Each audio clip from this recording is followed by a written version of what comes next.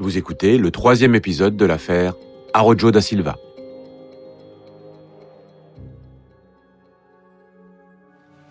Faut que je parle à Johanna.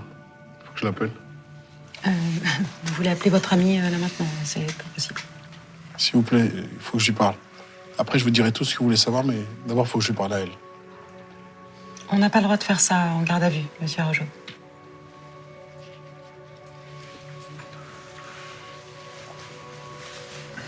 Alors, je dirai rien. On est un petit peu embêté avec mon collègue, parce qu'en garde à vue, on n'a pas le droit de passer un coup de fil extérieur. Capitaine Patricia, police judiciaire de Versailles. Donc on s'est dit, qu'est-ce qu'on fait? Est-ce qu'on lui dit non au risque qu'il se taise et qu'on n'ait jamais sa version, ses explications, ou alors on accepte? On ne prend pas des heures à réfléchir en disant on fait pas. Non, on sent que c'est maintenant. Donc on lui a dit d'accord, tu passes ton coup de téléphone, donc on te donne 5 minutes, mais en contrepartie, on met l'haut-parleur sur le téléphone pour écouter la conversation. Vous avez 5 minutes.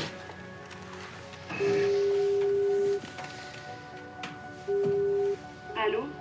Allô, bébé? T'es encore au commissariat? Qu'est-ce qui se passe, Adriano? Qu'est-ce qu'il y a? Calme-toi, j'ai pas beaucoup de temps pour te parler. Tu sais que je t'aime. Moi aussi, mais qu'est-ce qui se passe, Adriano? Pardonne-moi, Faut que tu saches que j'ai tué une femme. Quoi? De quoi tu me parles? C'est pas vrai. Calme-toi, C'est pas vrai, je calme-toi, crois pas. c'était il y a longtemps. Mais c'est pas possible. Mais tu racontes n'importe quoi, là. Je te connais, t'as pas fait ça. Arrête. Si, j'ai fait ça. C'est pas vrai, je te crois pas. Arrête. Je suis vraiment désolé, excuse-moi, je t'aime. Il est ému, on le sent sincère, on le sent désemparé. Et puis, je pense que c'est pas facile pour lui parce que il sait que il va devoir s'expliquer. Ça va le soulager. Voilà, il se soulage. Et, voilà, il avait besoin de le dire de cette manière-là. Je pense qu'à ce moment-là, il dit à Johanna qu'il a tué une femme il y a quelques années. Maître Maillet, avocat d'Adriano Arrojo da Silva. Simplement parce qu'il sait qu'il est condamné. Que ça corresponde ou non à la réalité, il faut qu'il annonce lui-même à Johanna, qui compte énormément à ses yeux.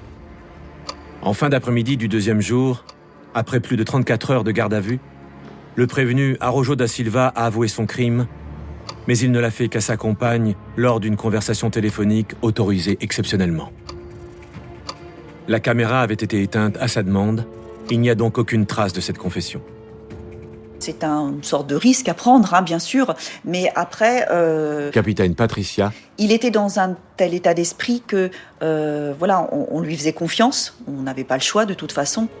Pour les policiers, le moment est critique. Arrojo da Silva va-t-il tenir sa promesse et expliquer ce qui s'est réellement passé, ou va-t-il se murer dans le silence? Nous allons remettre la caméra en route, monsieur Arrojo. Et vous allez nous expliquer ce qui s'est passé cette nuit du 31 décembre 2000. Est-ce que vous préférez qu'on vous pose des questions ou est-ce que vous voulez nous donner votre récit d'une seule traite? Non.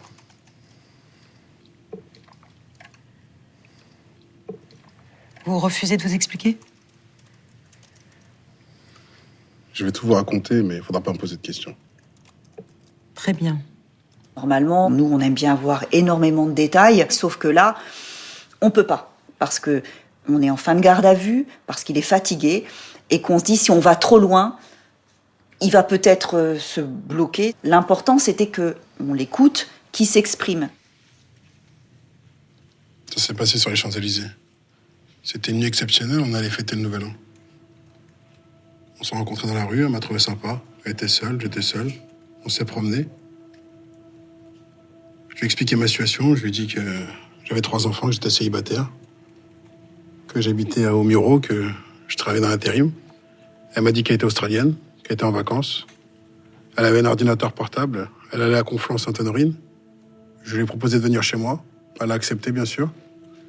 On est parti, on a pris le train. Jusqu'au Muro, on est descendu, on a marché jusqu'à chez moi. Je tiens à préciser que j'avais pas de meubles chez moi. J'avais juste un sac de couchage vert. J'ai acheté 2 draps pour faire un petit lit d'amour. Il n'y avait pas de télévision, on a discuté. Il se faisait tard. On s'est embrassés, on a fait l'amour. Puis j'ai voulu recommencer. Et là, elle a dit qu'elle voulait partir, qu'elle voulait aller voir la police, dire que je l'avais violée. Et c'est là où j'ai mis un coup sur la tête. Avec une masse ou un barre de fer, je sais plus. Donc elle a perdu connaissance. Et elle est restée comme ça au sol. Elle a repris connaissance 10 minutes après. Moi, je me suis rendu compte que ce que j'avais fait, c'était pas bien. Et donc là, elle a commencé à se débattre. Elle aussi se rendait compte que j'avais fait du mal. Alors moi, je suis monté sur elle. J'ai mis mes mains autour de son cou au début pour la calmer. Et c'est là où elle a commencé à me griffer. Et j'ai serré de plus en plus fort. Et là, elle est repartie. Elle a reperdu connaissance. Puis je suis parti dans la chambre. J'ai pris une rallonge électrique. Et je l'ai assise.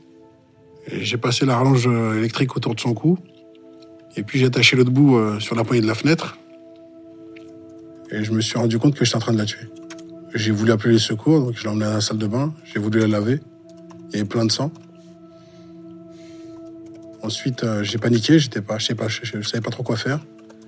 Et elle était dans mes bras. Puis, je me suis dit que à ce moment-là, elle était morte. Il n'est pas en pleurs, il n'est pas désolé, il raconte. Il raconte, voilà, son histoire, ce qui s'est passé, comme il raconterait une histoire, mais on sent pas, voilà, de remords, on sent pas d'affection, on sent pas de tristesse. Il reste froid, quand même. Puis je l'ai mis dans le sac de couchage vert pour m'en débarrasser, et je l'ai balancé par la fenêtre. J'habite au 4e étage. Je suis pas descendu tout de suite. Je suis resté 2 heures dans mon appartement. Puis je sais pas ce qui m'a pris, je suis descendu et je l'ai attrapé et je l'ai traîné jusque dans le parking. Fin de l'histoire. Et il dit, fin de l'histoire, quand à la fin du récit, on a l'impression qu'il a expliqué ce qui s'était passé parce qu'on lui a demandé. Il s'est soulagé, mais pour lui, voilà, c'est affaire suivante. On a l'impression, c'est ça, c'est sa réaction, ça montre ça, l'air de dire bon voilà, vous êtes content, je vous ai expliqué. Maintenant, qu'est-ce que je vais devenir ? Ce qui le préoccupe lui à la fin de l'audition, c'est ça, son devenir. À aucun moment, il parle de la famille de la victime, de la victime elle-même. Voilà, il n'en parle pas. On fait le procès-verbal et ensuite on imprime ce procès-verbal et l'imprimante se trouve dans le couloir. Donc, moi je sors, je me souviens de l'avoir vue, elle me fait... et là je lui fais... Et là, voilà, il y a un étonnement quand même, parce que elle dit mais... comment ça se fait que ça arrive maintenant ? C'est vrai qu'on n'avait plus beaucoup de temps. Moi, j'ai pas été frustrée en me disant c'est pas moi qui les ai eus, c'est ma collègue. On n'est pas là-dedans du tout. Alors évidemment, j'aurais préféré que ce soit moi, mais la question, elle se pose pas comme ça en fait. Lieutenant Cathy, police judiciaire de Versailles. En fait, on travaille dans un but. Le but, c'est résoudre une enquête. On est satisfait de ça parce qu'on sait maintenant ce qui s'est passé et que c'est important de savoir. Maintenant, on ne peut pas se réjouir qu'un homme va aller en prison pendant de longues années. Donc, quand je reviens lui déposer le procès-verbal pour qu'il en prenne connaissance, pour qu'il lise ses déclarations, qu'il le signe, je reste professionnelle et je ne montre pas notre satisfaction.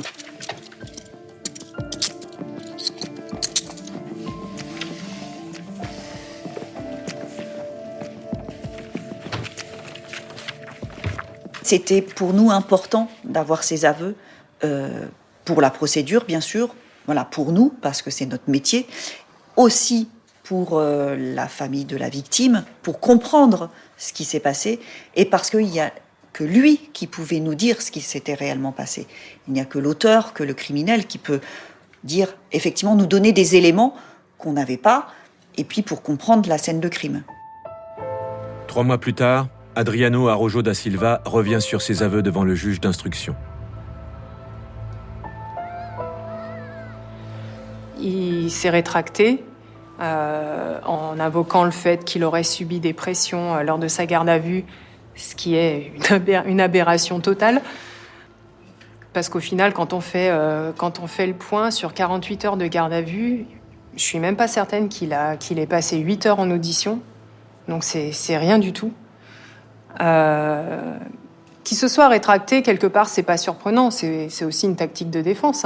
Monsieur Araujo da Silva ne se plaint pas d'avoir été maltraité pendant sa garde à vue ou être mis sur des charbons ardents. C'est pas la question. Ce que M. Araújo da Silva va décrire, c'est une façon de l'amener à obtenir ce qu'on souhaitait obtenir, c'est-à-dire des aveux dans une affaire où il n'y avait aucun témoin et pour des faits qui remontent à pratiquement 10 ans. Donc les aveux avaient une valeur particulière dans ce dossier. Lors du premier procès en janvier 2012, il est condamné à 30 ans de réclusion criminelle assortie d'une peine de sûreté de 20 ans. En avril 2013, lors de son procès en appel, il accuse les policiers d'avoir fait pression sur lui en garde à vue. Pour en avoir le cœur net, le président de la cour d'assises autorise le visionnage à l'audience de la 4e audition. Adriano Araújo da Silva y raconte les faits, calmement et sans aucune intervention des policiers. Une projection qui clôt le débat. Adriano Araújo da Silva est condamné à 30 ans de prison, sans période de sûreté, pour le meurtre de Jeannette O'Keeffe. C'est exactement ce que nous souhaitions. Nous sommes très contents de l'avoir enfin entendu. Nous sommes encore sous le choc. Ça a été très long, mais il a pris le maximum. On ne pouvait espérer mieux et on est très soulagés. Nous sommes épuisés émotionnellement. Ce qui me reste de cette affaire, mais d'abord, c'est des contacts avec la famille. Je suis toujours en relation avec la famille O'Keeffe. C'est un dossier avec lequel j'ai grandi, quelque part. Et du coup, c'est un dossier particulier en ça, parce il m'a accompagné durant 8 ans de carrière, c'est pas rien. Donc c'est une satisfaction d'être arrivé au bout de 8 ans, sans avoir perdu l'espoir, sans avoir lâché prise, en étant resté tenace et de se dire surtout qu'au final, ça a payé et qu'on a bien fait.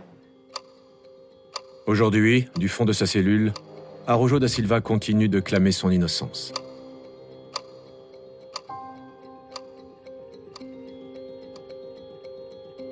Garde à vue est un podcast coproduit par Initial Studio et WhatsApp Film à partir de la série documentaire 48 heures, produite par WhatsApp Film et France Télévisions et réalisée par Mathieu Belghiti et Frédéric Lantieri.